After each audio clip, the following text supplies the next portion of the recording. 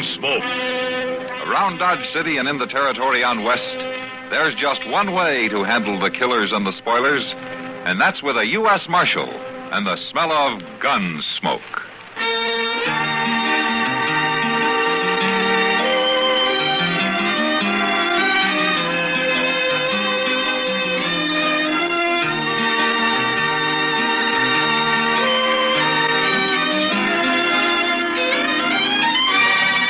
Gunsmoke, starring William Conrad. The story of the violence that moved west with young America. And the story of a man who moved with it. I'm that man. Matt Dillon, United States Marshal. The first man they look for and the last they want to meet. It's a chancy job, and it makes a man watchful. And a little lonely.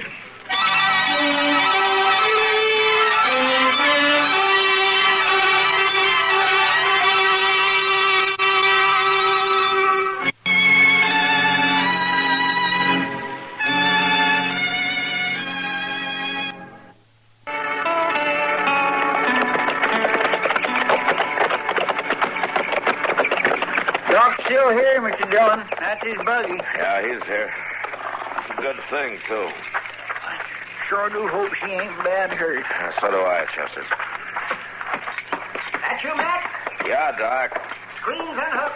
Come on into the bedroom. All right. In here, Matt. Ah, good. See if you can talk some sense into this cantankerous old lady.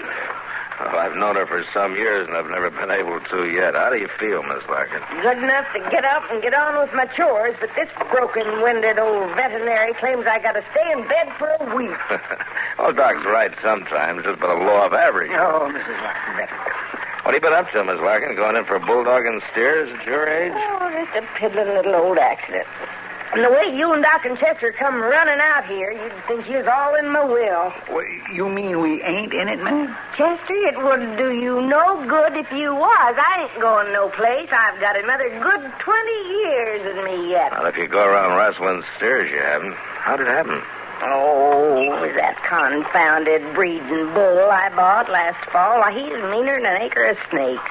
Charges anything that moves. Can't even turn him onto the range. I have to keep him in a special built corral. Well, that was a darn fool thing to do, getting in there at all. I got about halfway across the corral when that dad-blamed critter tossed his head and jerked his nose ring out of the hook. He saw me moving, so he come for me. Lonnie'd been wearing his gun. He'd have shot him. And thanks the Lord he wasn't. I got a lot of money tied up in that bull. Your life ought to be worth a little something, you know. Well, I still got it.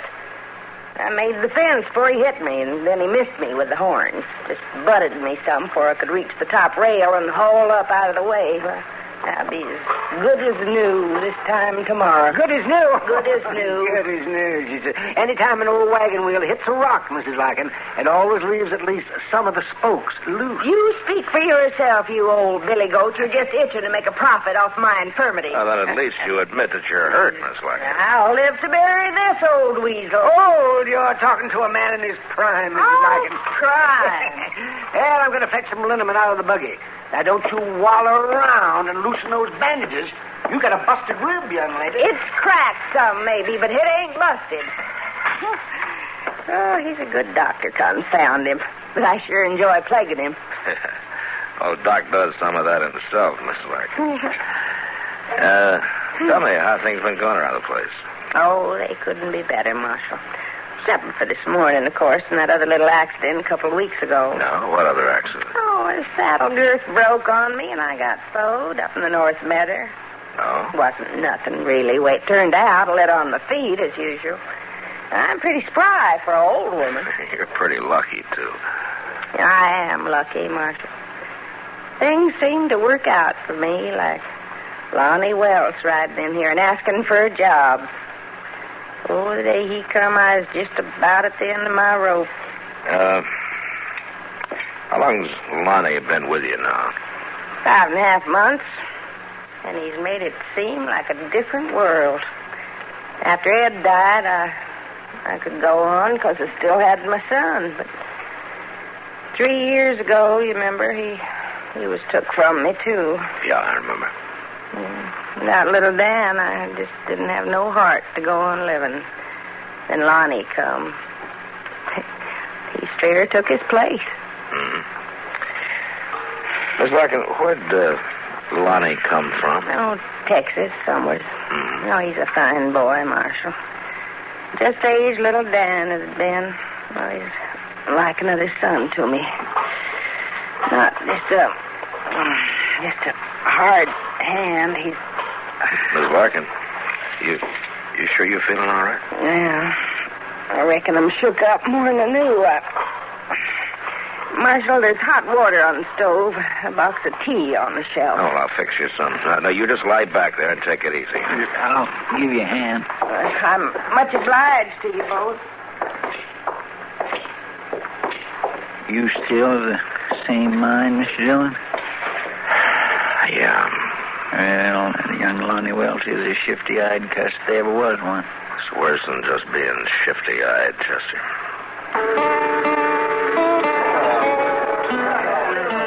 Matt. Yeah. I want something real bad. Sure, lots of time. What do you want? That's the crazy part. I don't even know. No? Just something. Something I don't have, I guess. Couldn't be spring fever, could it? It might. Except I felt the same way in the fall. Sometimes I think it's this country out here, Matt. The prairie. No, what do you mean? It's just so darn big, fancy. You know what I mean? Yeah, I think so. You feel so alone. Like something's lacking in you. So you try to fit things in. Things or people or something. Yeah, I know. Matter of fact, I know an old woman who's doing that right now. She's trying to find a substitute for her dead son. Who's that?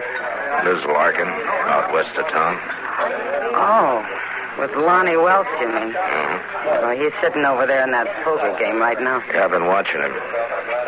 He throws money around pretty free for a hired ranch hand, doesn't he? The way I hear it, she gives him all the money he wants. Yeah, but maybe not as fast as he wants. What do you mean, Matt? Well, early last month, Mr. Bodkin over at the bank came and told me that Miss Larkin had been in and made a will. She's leaving everything she's got to Lonnie. Oh, no. Yeah, I felt the same way. Even more so after she'd had a couple of close calls. Accidents, supposedly. Oh, Matt, something ought to be done. You can't hang a man on a hunch, especially when he hasn't done it yet. Well, yeah, but there's got to be something. Well, I've been figuring on talking to him. In fact, I think I'll do it right now. Yeah. I'll see you a little later, Kitty. Yeah, sure, Matt. A man's luck can't run bad forever. I reckon I'll stay in and raise another $5. You mind holding up this hand for a couple of minutes, boys? Oh, what's up, Marshal? What's the trouble, Marshal? Poker against the law now in Dodge? No. I just want to talk to you for a minute, Lonnie. You asking or ordering? Come on, let's take a walk, huh? Sure, why not? A man's a mind for talk, I'll oblige him. Just leave everything laid, gents, right there on the table. Getting this kind of personal attention is liable to flatter a man some, Marshal. Yeah, sure. We're right handy to the bar. I'll be glad to buy you a drink. Lonnie, where did you come from before you hit Dodge? Oh, here and there. Why? Ever been in Virginia City? Not as far as I recollect. I think you better think again. I put out some bulletins a while back, and the only answer I got's from Virginia City. That's so? Seems you were working a silver claim with a partner named Pete Ryder until he turned up murdered one day. They must have mentioned something about the jury acquitting me on that, didn't they? Yeah. Lack of evidence. Well, in that case, I reckon I'll... Just a minute. You got something else in mind? Yeah, I have. I want you to know that I'd figure it was real suspicious if Ms. Larkin was to die suddenly by accident. Like yesterday with that bull. Now, look, that bull's a born killer, Marshal. You don't think I trained him, do you? No, I think you let Miss Larkin go out in the middle of the corral and then turned him loose. And you told Mrs. Larkin that, too, didn't you? I did. Yeah, she told me. And she also told me she orders you off the place. She wouldn't listen to such things. Lonnie, if anything happens to her, I'll get you for it, so help me if it takes me the rest of my life. I'll see you around, Marshal. I got a pat hand in this game. You better have, mister. Because you're betting your life on it.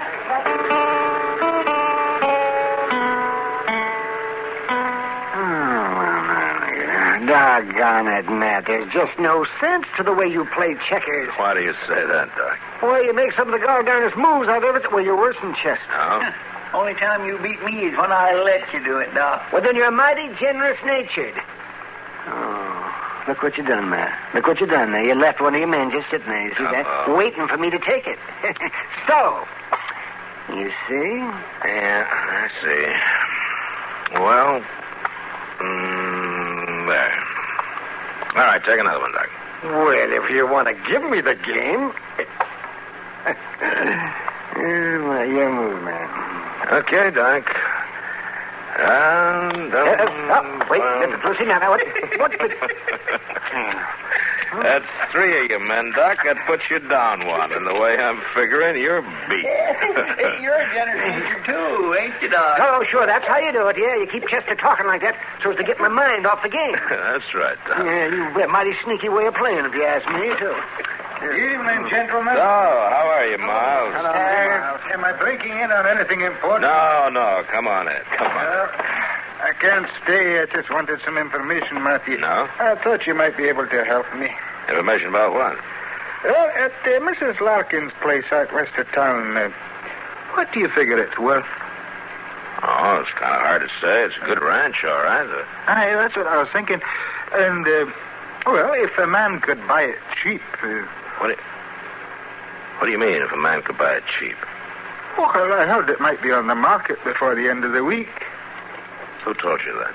Well, a young fellow that worked for Mrs. Larkin. He let it slip this afternoon. Oh, he'd been drinking kind of heavy, I suppose. Otherwise, he wouldn't. Do you know where he is now? Aye, well, somebody was saying he couldn't even make it back out to the ranch. He took a room at the Dodge House for the night. Chester, come on. Yes, sir. You think that I ought to make an offer for the place, Matthew? No, I wouldn't bother, Miles. Not just yet, anyway.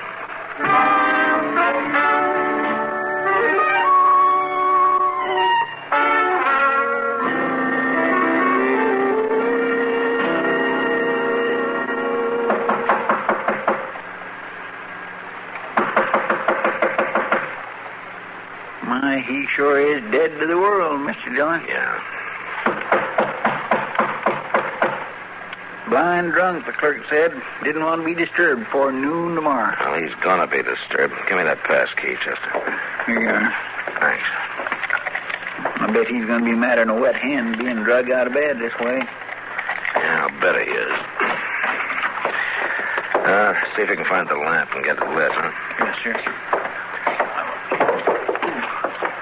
Might be over here on the bureau. Mr. Dillon, look, he ain't here. That bed hasn't even been slept in. And the window's standing wide open. He could have went out of it. Yeah.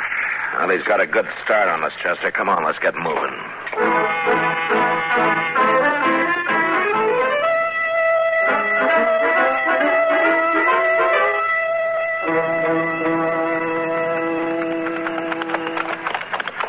Look yonder, Mr. Dillon. There's a fire at the corner of the house. Yeah, that's against the wall of the bedroom, Chester. Come on. Somebody's there. Either helping it or trying to put it out. Trying to put it out, Chester. That's Miss Larkin. Oh, well, then Lonnie ain't been here yet, huh? I wouldn't bet on that. There are a couple of buckets at the water trough there, Chester. Let's give her a hand. Yes, sir. That's you, Marshal? Be right with you, Miss Larkin.